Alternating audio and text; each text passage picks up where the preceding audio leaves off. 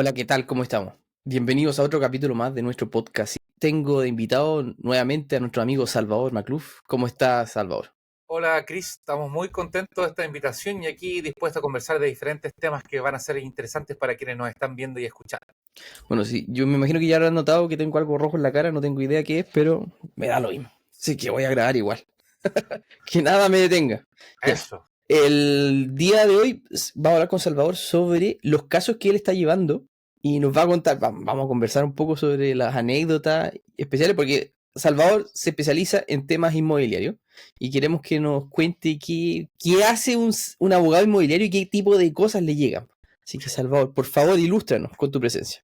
Mira, en el tema inmobiliario se ven diferentes tipos de situaciones como por ejemplo estudios de título, redacciones de promesa, compraventa, juicios de deslinde, juicios de precario, juicios de arrendamiento, de indemnización de perjuicio.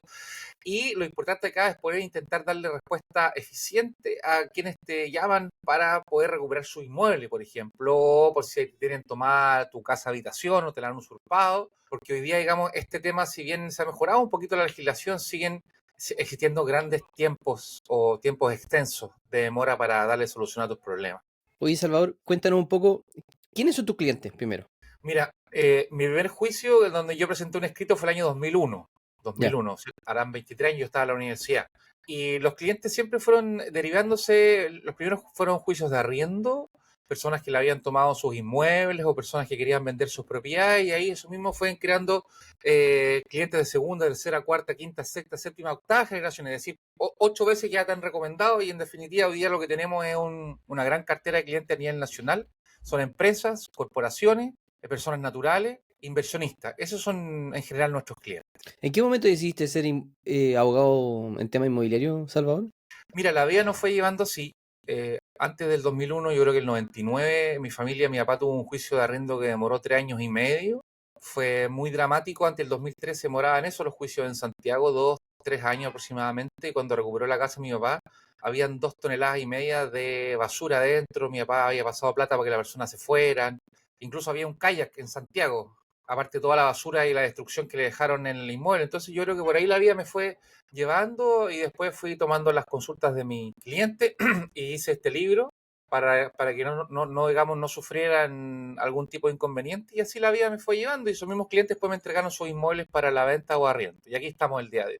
Oye, Salvador, ¿cuál ha sido el caso más emblemático que te ha marcado? Dentro del top 3 estaba un juicio de arrendamiento donde un corredor de propiedades arrendó una casa en Viña, una casa esquina en el sector oriente, y él arrendó una sociedad y estableció 3 codeudores. Tú puedes tener un aval, un codeudor, 3 codeudores, cinco, los que las partes establezcan o lleguen a un acuerdo. Y en este caso el grave error fue que los 3 codeudores solidarios fueron empresas, fueron sociedades, fueron personas jurídicas. Y la persona pagó 6 meses, después no pagó más, desapareció y resultó que la propiedad la habían dejado para ejercer la prostitución y tal vez otros elementos ilícitos. Así que tuvimos que iniciar un juicio de arrendamiento, con lo que eso se demoró 6 a 8 meses. Después el lanzamiento, nosotros pensábamos, ¿cierto?, que íbamos a tener algún tipo de inconveniente, así que fue la Fuerza Pública, Carabineros de Chile, el receptor, fueron pionetas para sacar las cosas. Y al final nos encontramos de que la casa la habían desocupado un par de días antes, pero está, digamos, destruida por dentro. El segundo piso, todo lo que es el piso, que eran vigas en roble, cedro, la habían destruido para hacerle otra entrada. Y todo el primer piso de la cocina lo habían destruido y habían destruido las cañerías. En este caso y en otros casos es muy común que destruyen las cañerías, sacan los WC, digamos todo lo que son los paneles, las ventanas, y en los casos más dramáticos colocan cemento en las cañerías y eso significa que tienes que romper todo el inmueble para sacar todas las cañerías. ¿Y eso con qué Entonces, intención lo hacen? mira, lo hacen con la intención de provocar daño, sin duda.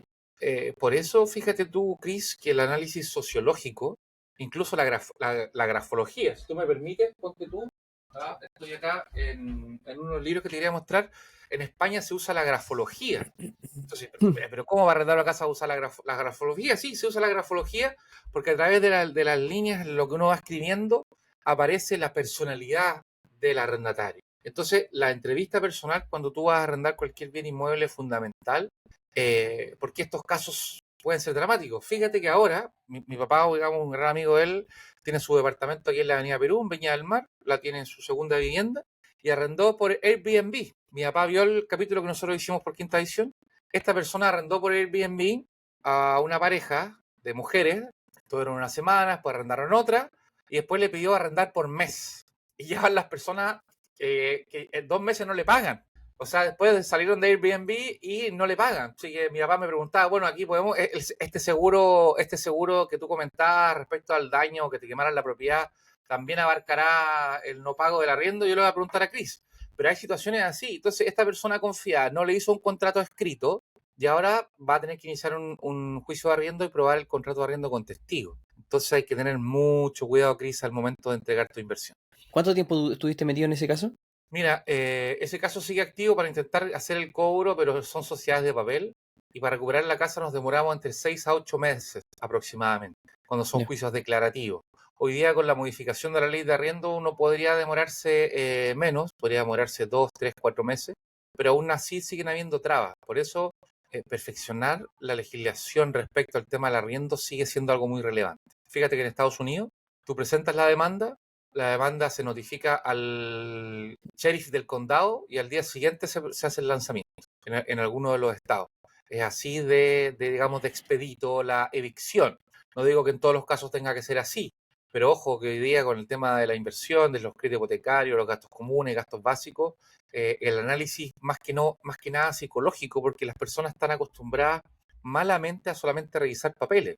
Y los papeles son fotocopias originales en blanco y negro, en color de antecedentes. Pero hay que revisar los ingresos, hay que revisar los egresos, cuánto uno está endeudado en el sistema formal financiero, pero también el tema personal es muy relevante. Es muy importante saber a quién está. Y por eso no solo en ese libro que te comentaba de don Ramón de cómo elegir un arrendatario perfecto, tenemos más de 30 preguntas que tú le puedes hacer a tu candidato. ¿Cuánto tiempo quieres vivir acá? ¿Eres arrendatario? ¿Tienes algún tipo de inmueble, de activo? ¿Quieres comprar la propiedad? ¿Haces fiestas? ¿Haces muchas fiestas? ¿Fumas o no dentro del departamento? ¿Tienes o no mascotas? ¿Eres una persona cuidadosa? Más o menos para identificar que la persona no te vaya a destruir. Porque mira, en nuestra experiencia, Cris, hemos tenido miles de juicios de arriendo. Tú me preguntáis por qué pasa esto. Porque de repente te encontrás con malas personas, que no son pocas, no un porcentaje mínimo, existen, y te quieren hacer daño. ¿Y cómo te hacen daño con la propiedad? Hay casos que han colocado animales vivos, animales muertos, digamos, perros que son una jauría de perros para que tú no puedas entrar a tu casa en el antejardín. Entonces hay que tener cuidado. Aquí el análisis es fundamental tanto de la persona que va a ocupar el inmueble como arrendataria, como también del corredor solidario. Es relevante porque no tan solo está en juego que te paguen o no te paguen el arriendo. Oye, en esa pregunta dijiste si tenía mascotas, si fumaba.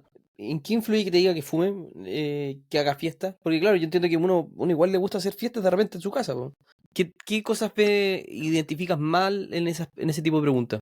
Mira, la discriminación hoy día en Chile y en el mundo está permitida. Lo que no está permitido es una discriminación arbitraria o carente de sentido. Tenemos un ejemplo. Hoy día los reglamentos internos de copropiedad no pueden prohibir que vivan mascotas en los condominios, pero un Claro, arrendador, un dueño, sí puede prohibirlo. ¿Por qué? Porque en Latinoamérica nos cuesta transparentar las cosas. Me explico. En Estados Unidos hay 3 garantías cuando tú arriendas, o 3 meses de garantía, ya se le llaman depósitos. El primero es por si no pagas el arriendo, un depósito. El segundo depósito es por si haces daño en el inmueble. Y el tercer depósito es por si tienes mascotas, si es que te aceptan mascotas. Entonces en Chile no hemos transparentado el tema, todos queremos a los animales, etcétera, pero es una realidad que los animales al interior de los inmuebles van a provocar un costo mayor de mantención. Y eso las partes deberían conversar al principio. Si yo te entrego el departamento arrendado, tú me lo vas a devolver pintado, si te lo entrego totalmente pintado, teniendo no mascota, etcétera.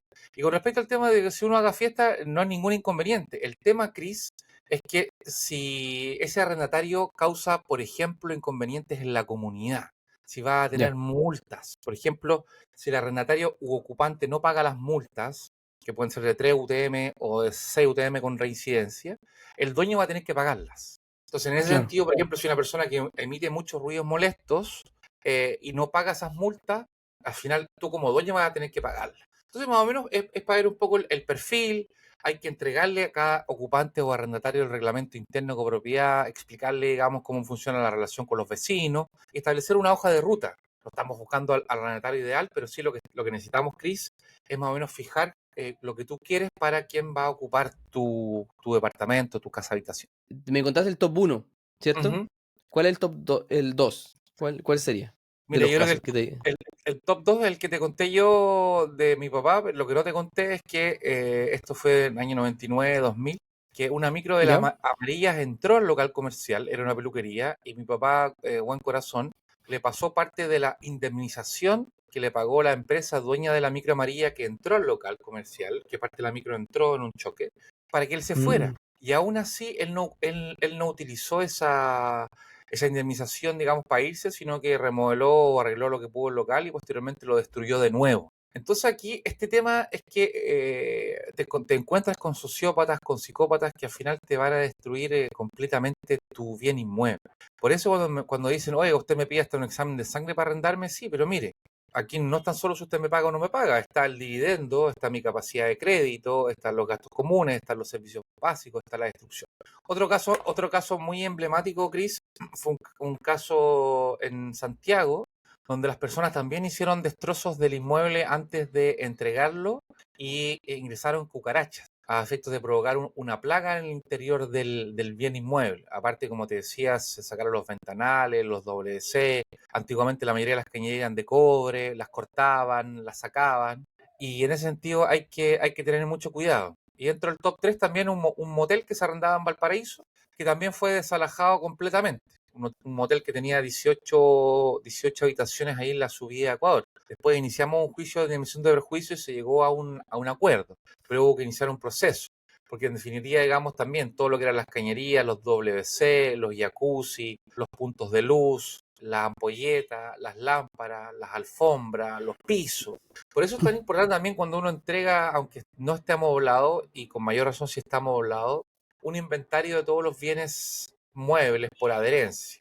Las chapas, en qué condiciones están todas las llaves de paso, las llaves de agua, el WC, los espejos, los muebles, etcétera, etcétera. Es muy importante para la hora que tú vayas a recuperar ese bien inmueble, sepas también en qué condiciones él se encuentra. Eso también yo lo aconsejo. Oye, Salvador, me imagino que en tu proceso como corredor de propiedad y también como abogado te ha tocado decir que no a algunos arrendatarios, o Sí, sea, que sí, a posibles arrendatarios. sí. ¿Cuál es la causal más grande, o sea, la más común que tú le digas los rechaces? La más común es que los ingresos no den, me explico. Uno en la vida diaria, ¿por qué pide tres o cuatro veces más de lo que uno gana para el arriendo? Me explico. Si un departamento vale 300.000 pesos y la persona gana 900, podría estar dentro del rango. ¿Por qué? Claro. Porque uno tiene alimentación, transporte, vivienda, gastos básicos, gastos comunes, telefonía celular, telefonía antiguamente en la casa, los niños, jardín, colegio, universidad. Por lo tanto, si tú destinas más de un 30%, y esto lo utiliza la banca es hasta un 25%, si tú ganas más de 2,5 millones, 3, puedes subir un poco ese porcentaje. Entonces, la principal razón es que no se llega a ese porcentaje. Pero eso se puede complementar con los ingresos del cónyuge o de la otra persona que también va a vivir y o con el tema del codeudor solidario. Nosotros también, fíjate, Cris, nos fijamos en cómo la persona se viste, cómo habla, su lenguaje no verbal, si es puntual, no puntual, la forma que se expresa. No significa que la persona llegue en corbata, en cualquier tipo de estilo, pero lo importante, mira, como tú haces una cosa en Polera la vida, negra. no, en ese sentido, digamos, pero fíjate, Cris, como uno hace una cosa en la vida, las hace todas. Entonces, si tú eres contigo mismo, eres desordenado en el sentido que llegas sucio, no hablo si llegas con choro o no, pero tu forma de expresarte al mundo también dice si vas o no a cuidar esa inversión. Porque fíjate que hay personas que han ahorrado toda una vida para tener una casa y esa es la casa que están arrendando, para juntar esa platita y también arrendar otra o comprarse otra. Entonces, igual es complicado. La primera razón es los ingresos. La segunda razón también nosotros, Chris, buscamos en Poder Judicial si la persona tiene o no tiene antecedentes. Porque, mira, todos hemos sido demandantes o demandados en la vida, Claro. pero lo que buscamos acá es un patrón.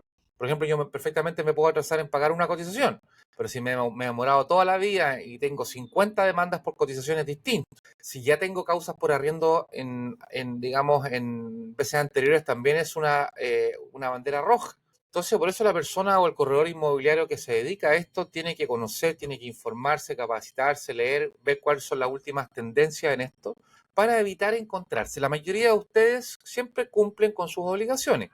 hay deuda buena, hay deuda mala, lo importante es el parámetro completo. Entonces, lo primero es fijarse en los ingresos, segundo, fijarse en los egresos.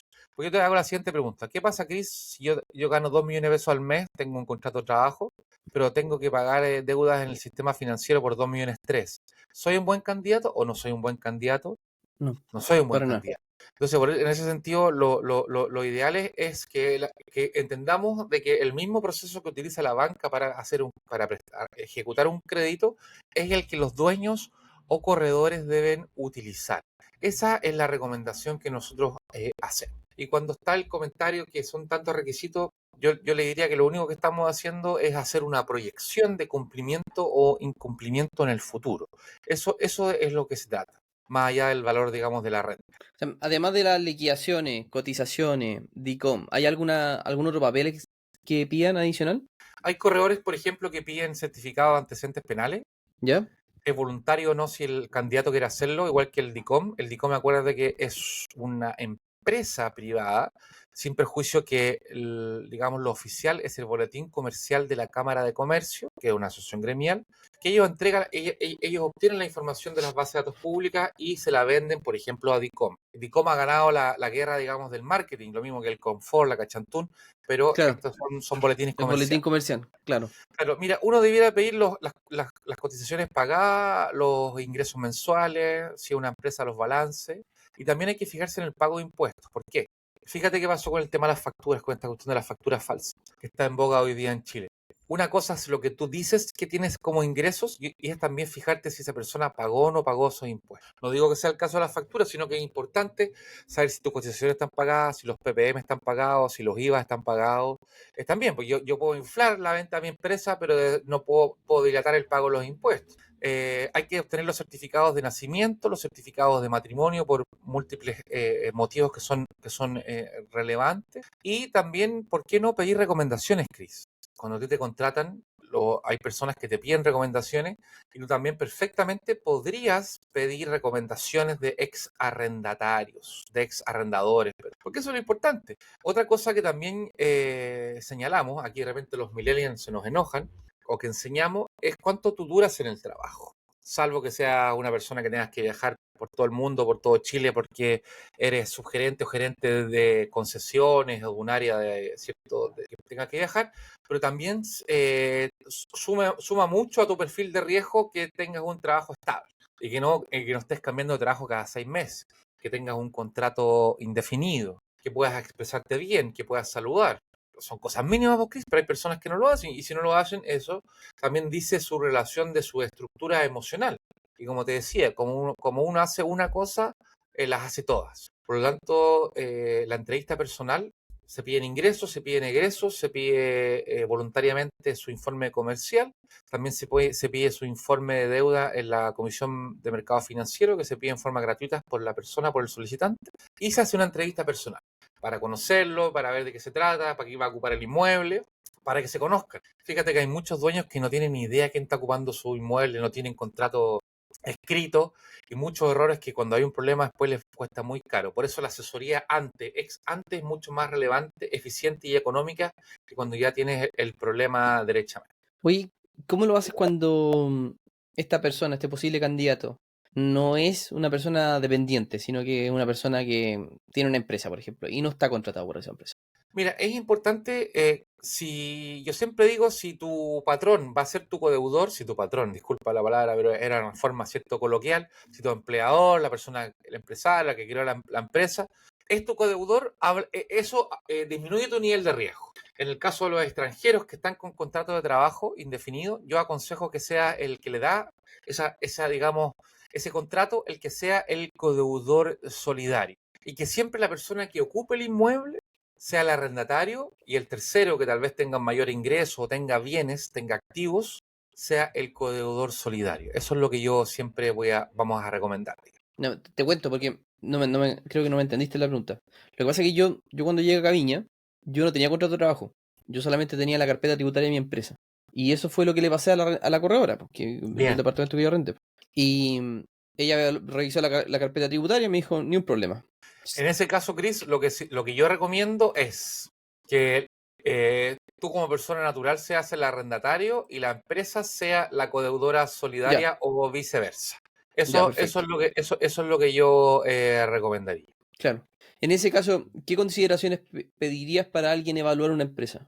Mira, ¿La facturación, los IVAs pagados? ¿Qué sí, revisarías tú? mira, nosotros por eso mismo, Chris, hicimos ese libro que sale Don Ramón en la tapa, que está en librosinmobiliarios.cl, y ahí nosotros hicimos 3 capítulos, uno relacionado a persona natural, una persona jurídica y uno a extranjero. Esos tres Ya, elementos tienes que pedir cosas distintas. Si es una persona jurídica, yo pediría primero la constitución de la empresa y la vigencia, para ver si tú creaste una empresa, pero no sabemos si está vigente. Hay que saber que está vigente. ya, Segundo, hay que saber que los poderes tuyos, en este ejemplo, tú, Chris, eres el representante de la empresa. Eso se puede pedir en forma gratuita y al instante en sociedadesempresa.cl si la creaste en empresa en un día, y si no, tienes que pedirla en el registro de comercio y se demora 3 o 4 días en dar. Hay que revisar los estatutos, hay que ver cuál es el capital de la empresa, porque si una empresa de responsabilidad limitada, acuérdate que se responde solo hasta el monto de los claro, aportados. Si son 2 millones, yo solamente respondo hasta 2 millones, también hay que tenerlo presente. Hay que tener un informe comercial de la empresa para saber, digamos, cuál es su ranking, si tiene o no morosidades. Hay que tener los IVA de los últimos 6 meses o pago provisionales mensual los últimos 6 meses.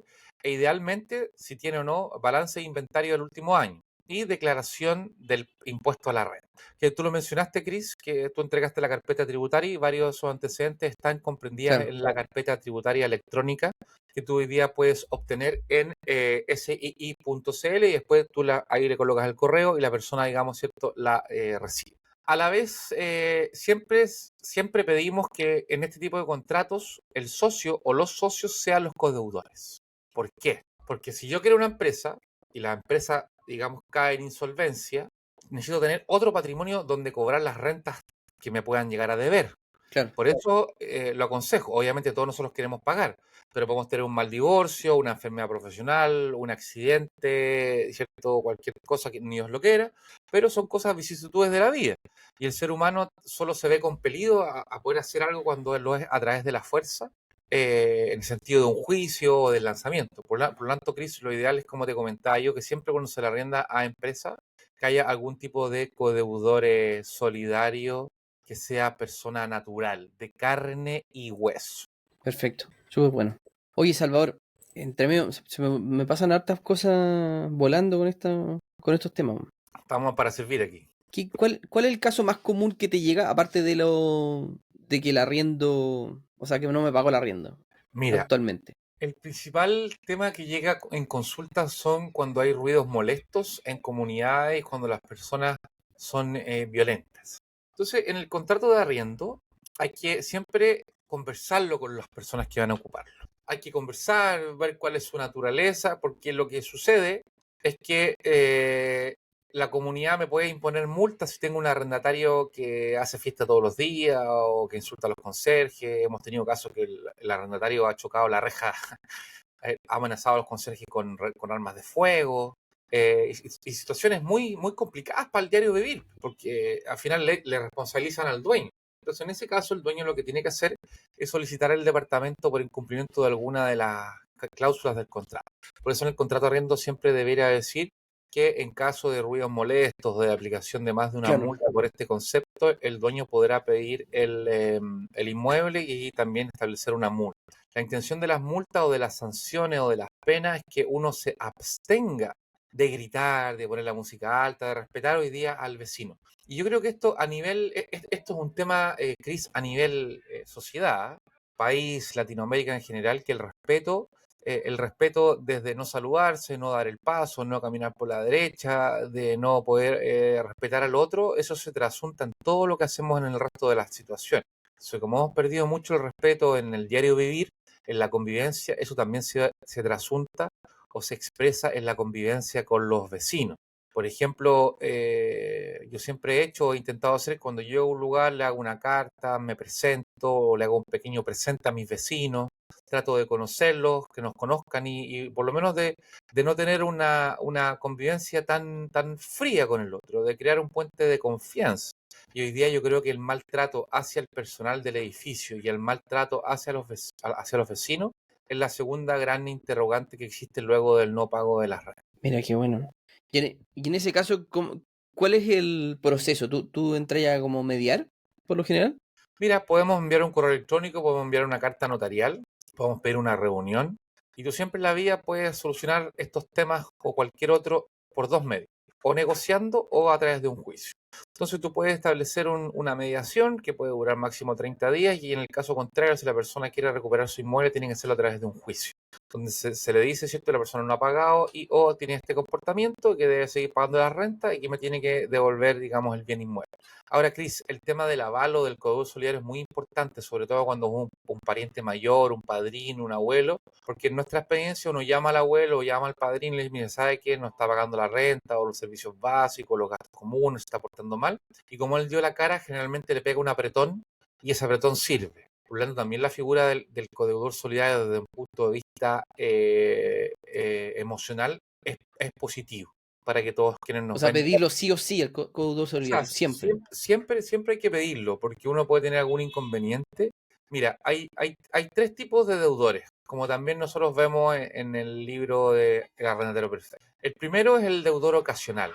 Ese deudor, ¿cierto? Que tú le sacaste el boletín comercial, tenía 9,99, siempre paga, y tuvo un inconveniente. Tuvo un inconveniente, es decir, por algo puntual, lo despidieron, no tenía para pagar, da la cara, conversa, mantiene comunicación. El segundo tipo de deudor es el deudor que cae en insolvencia. El primero quiere pagar pero no puede. El segundo, una persona que tiene cierto 15 deudas informales en el sistema financiero, el dueño no se dio cuenta de eso, la arrendó y por su patrón del dinero, no digo que sea mala persona, sino que por su Claro. patrón del dinero, que no es ordenado, que siempre se ha acostumbrado a gastar más de lo que ingresa, va a caer en cesación de pago, no va a poder cumplir con su obligación. Y el tercer gran deudor en este tipo ya de los tres como deudores problemáticos, es el gurú de la morosidad o don Ramón. El que usa el sistema judicial, el que a veces es muy elocuente y sus palabras no se condicen con sus actos, que es medio fantoche, pero que no tiene como un currículum de vida que avale lo que él está contando, que quiere pagar generalmente en efectivo, 2, 3 meses, y después se desaparece y que paga esos 2, 3 meses y después espera que lo demanden y repite la bicicleta. Esos son los tres grandes deudores que nosotros vemos en el tema del arriendo. Entonces, en el caso del primero, lo importante es poder negociar, intentar negociar. Inclusive que tú le pagues un mes de arriendo al arrendatario para que se vaya, te va a salir más barato que si tienes que iniciar un juicio y esperar 3, 4, 5 a que te devuelvan la propiedad. Mira lo que estoy diciendo. Hay que ser así de franco con las personas que tienen este tipo de problemas. El segundo deudor derechamente no te va a pagar porque no tiene. Y obviamente los pañales, la leche, la subsistencia van a ser más relevantes que la casa habitación, porque yo estoy acá 3 meses o 6 meses hasta que me echen y por mientras tengo que comer. Y por lo tanto, la recomendación en ese sentido es que hay que demandar también inmediatamente. Y en el caso del gurú de la morosidad, de tener a un don Ramón, también hay que iniciar un proceso judicial de inmediato para poder recuperar hoy día el inmueble. Esas son las recomendaciones. Y como te decía, aquí no estamos demonizando a nadie, sino muy por el contrario, entendiendo que ustedes están pagando un crédito hipotecario o están pagando un segundo arriendo, por lo tanto, que no te paguen este ítem es mucho más relevante que uno no pague una cuenta en Ripley, en Falabella o en París, hasta que existía, ¿me entiendes? Las consecuencias para el dueño son muchas más graves que para el banco o para el retail si nosotros no pagamos una cuota. Es por eso la diferencia también en la nivelación de este tipo de riesgo. Oye, me sentí identificado con el primero.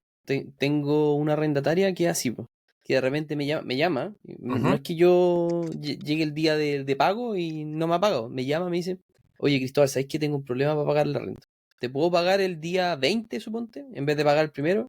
Y sabes que siempre cumple. Así que no, Habla muy no bien de tengo ni ella. un... Habla, Sí, habla, habla bien de ella porque de su estructura emocional, lo que quiere decir que ella enfrenta el problema. claro, ¿Y sabéis por qué, Cris? Es tan bueno lo que tú estás diciendo para quienes nos están escuchando y a todos nos puede haber pasado. A todos nos puede haber pasado. El ser humano, psicológicamente, cuando se enfrenta a un problema, muchos de nosotros o muchos de los seres humanos se cierran. No contestan correos, no contestan correos electrónicos, no contestan las llamadas, dicen qué voy a hacer, qué voy a hacer, y entramos en un estado de depresión o de frustración. Entonces, si tenemos una persona que enfrenta un pequeño desajuste en su presupuesto, habla muy bien de ella, porque enfrenta el proceso y ya tiene la solución, ¿me entiendes? Entonces, y también vamos a tener de esos casos que somos deudores o podemos ser deudores ocasionales. sí, y puede pasar en el caso de nosotros también. Si nadie está exento de que pase estas cosas. Sí, Exacto, bueno, no exacto. solamente los arrendatarios. Y de hecho, hay una frase que la voy a recordar, la saqué de un libro, sí, no me invento, que dice que uno siempre tiene que ser más grande que sus problemas. Exacto. O sea, pero uno tiene que, de hecho hay una vara mental que uno está definido por ese nivel, donde dice de que nosotros somos personas de nivel X, puede ser nivel 5, nivel 10, el nivel que sea. Pero mientras más alto es ese número, es porque nosotros estamos más preparados para enfrentar problemas más grandes.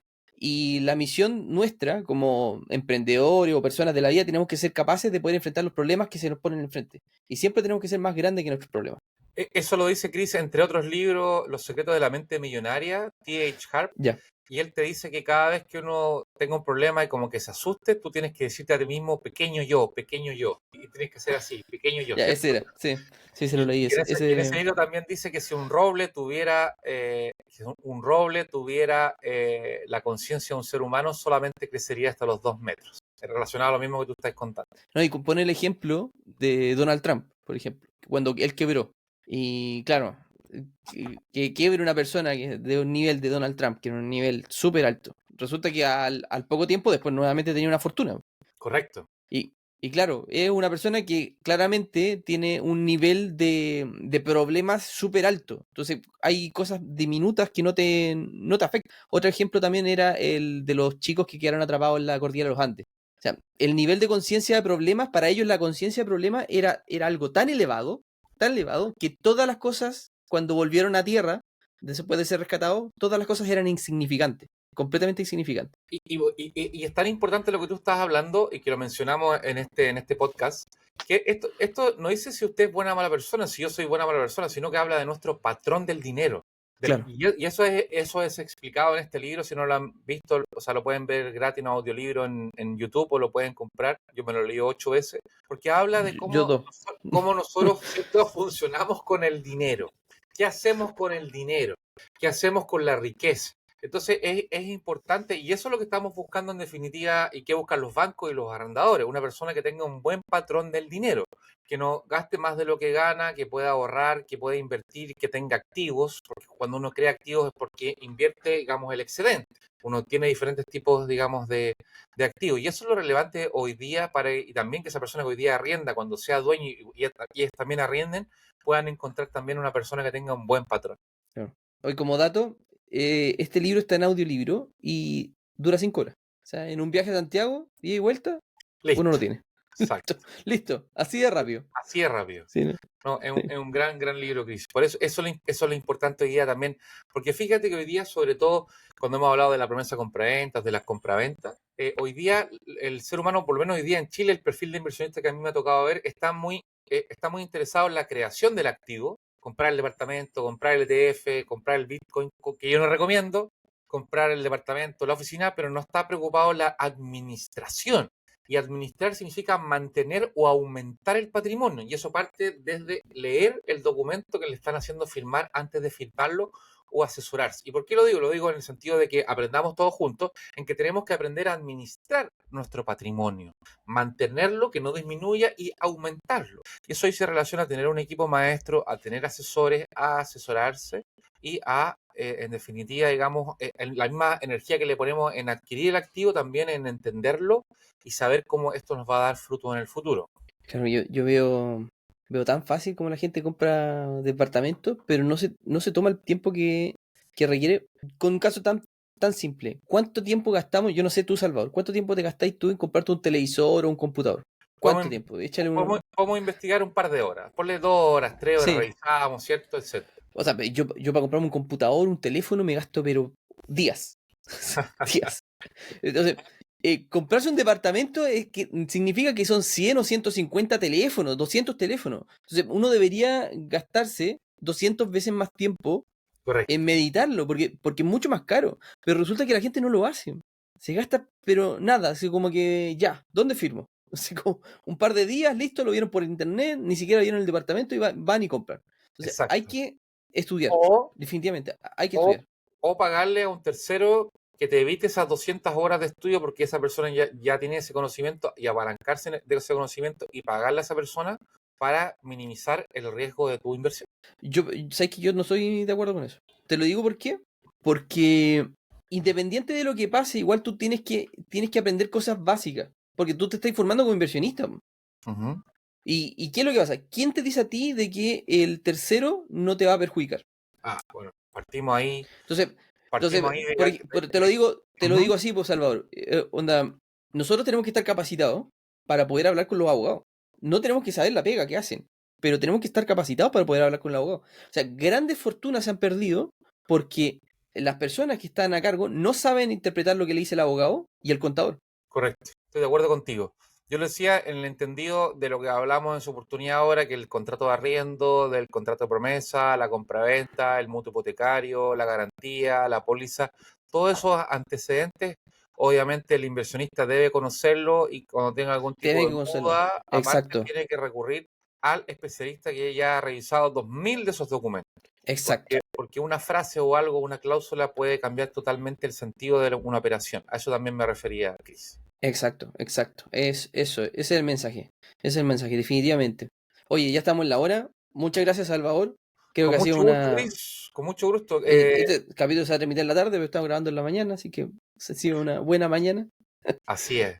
Así que ahí vamos te voy a estar invitando, ¿no? Así que Con mucho gusto. hay que Tenemos venir muchas para cosas. acá. Lo que yo quiero, Cris, es que también tengamos nuestros casos reales de nuestros patrocinados y o clientes, a efecto también de ir matizando lo mismo que hicimos hoy día, pero también con algún caso también que les pueda ser de Ya, interés. revisemos un caso. Preparemos un caso. Ya, Muy bien. súper. Hagamos eso para el siguiente capítulo. Perfecto, así lo vamos a hacer, Cris. Gracias por la invitación. Sin economista, saludo a Álvaro también y a todos. Ya, pues un abrazo, que estés bien. Chao, chao.